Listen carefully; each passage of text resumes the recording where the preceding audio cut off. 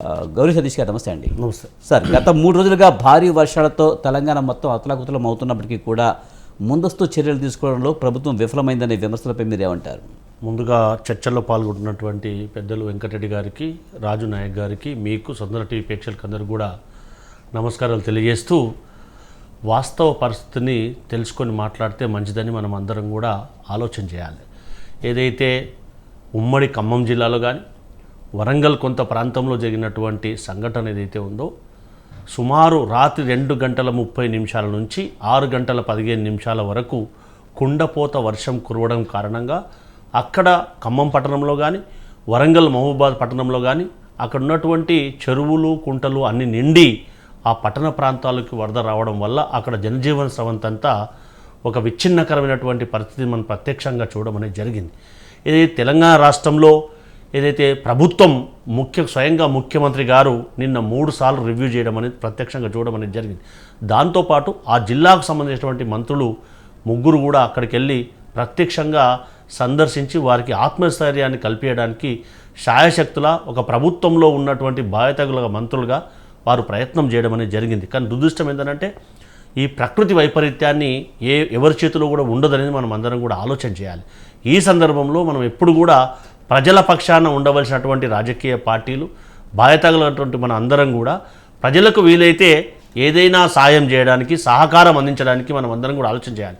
ఇంకో విషయం ముఖ్యంగా ఆలోచించవలసింది ఏంటంటే, సంఘటన జరిగినటువంటి ఒక అవర్స్లో కూడా గౌరవ హోంమంత్రి గారు, కేంద్ర హోంమంత్రి గారు కానీ, ప్రధానమంత్రి గారు కానీ స్పందించినటువంటి తీరును చూస్తే చాలా ఆనందదాయకం. ఎందుకంటే రాష్ట్రంలో జరిగినటువంటి సంఘటన ఏ మేరకు నష్టం జరిగింది, దానిపైన మేము సహాయం చేయడానికి ముందుకు వస్తామని చెప్పి గౌరవ ముఖ్యమంత్రి గారికి వారు హామీ ఇవ్వడం అనేది ఒక మానవీయ కోణంలో మనం అందరం కూడా ఆలోచించవలసినటువంటి అంశం.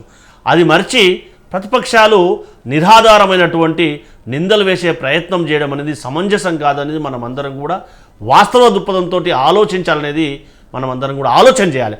అది చేయకుండా అప్రమత్తం కాలేదు అంటే అక్కడ జరిగినటువంటి వర్ష ప్రభావం ఏదైతే ఉందో, రాత్రి జరిగినటువంటి దానికి అధికారులు ఎప్పుడు అప్రమత్తం కావాలి, రాత్రి కురిసినటువంటి వర్షాన్ని ఏ విధంగా దాన్ని అరికట్టడానికి అవకాశం ఉంటుందో మనం వాస్తవ పరిస్థితిని తెలుసుకొని మాట్లాడితే మంచిది. అలాంటి పరిస్థితులు లేవనేది గౌరీ సతీష్ గారు ప్రతిపక్షాలు అంటున్నాయి. ముఖ్యంగా రేవంత్ రెడ్డి నేను ఏమైపోయారో కూడా తెలియని పరిస్థితి ఉందని బీఆర్ఎస్ చెప్తూ ఉంది. మీరు ఒకసారి మీడియాలో చూస్తే, మీరు ఒక జర్నలిస్ట్గా మీ జర్నలిస్టులకు కూడా ఒక అది తెలుస్తుంది. నిన్న 3 సార్లు గౌరవ ముఖ్యమంత్రి గారు అధికారులతో రివ్యూ చేశారా లేదా మీరు వాస్తవ పరిస్థితిని కనుక్కొని వారు మాట్లాడితే మంచిది. కనిపించలేదు అంటే రివ్యూ చేయడం అనేది కనిపించడం కదా. గౌరవ మాజీ ముఖ్యమంత్రి గారు లెక్క గతంలో వరంగల్ మునిగిపోయినప్పుడు కనీసం వరదల సమయంలో గౌరవ ముఖ్యమంత్రి గారు ఆ ప్రాంతాన్ని కూడా సందర్శించలేదు. ఆ రాజకీయం మాట్లాడే సందర్భం కాదు కదా.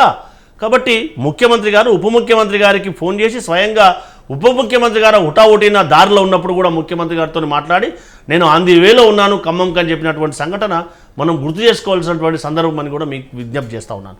ఇవన్నీ కూడా మర్చి మాకు కనిపించలేదు, మాకు కనిపిస్తేనే రివ్యూ చేసినట్టు అంటే అంతకంటే హీనమైనటువంటి మాటలు ఇంకేముంటాయండి. సో ఆ రకంగా మాట్లాడడం అనేది రాజకీయ కోణంలో కరెక్ట్ కాదు.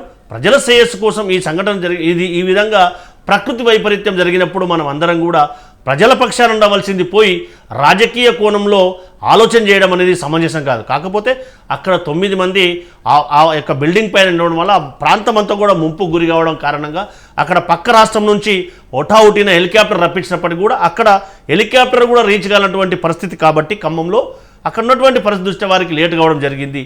అవన్నీ సంఘటనలు మనం ఆలోచించినట్టయితే ఖచ్చితంగా ప్రజలను ఆదుకోవడానికి ఒక బాధ్యతాయుతమైనటువంటి ప్రభుత్వంగా ఖచ్చితంగా ప్రజల పక్షాన వారికి వీలైనటువంటి సహాయ సహకారాలు అందించడానికి ప్రభుత్వం ప్రయత్నం చేస్తూ ఉంది. ఖచ్చితంగా అక్కడెక్కడ ఇంకేమైనా లోటుపాట్లు ఉంటే కూడా ఇంకా వాటిని సరిదిద్దుకొని ప్రభుత్వంలో ఉన్నటువంటి అధికారులందరినీ కూడా అలర్ట్ చేసి ఇంకా కూడా చేయవలసినటువంటి చాలా ఉంది. కాబట్టి ప్రభుత్వం ఆ రకంగా ముందుకు పోతే తప్పితే వాళ్ళు చేసినట్టుగా రాజకీయం కానీ వారు చేసినట్టుగా నిర్లక్ష్యానికి గురి చేసే అవకాశం ఉండదనేది మనం అందరం కూడా గ్రహించాలని చెప్పి మీ ద్వారా అందరూ కూడా విజ్ఞప్తి చేస్తూ ఉన్నాం.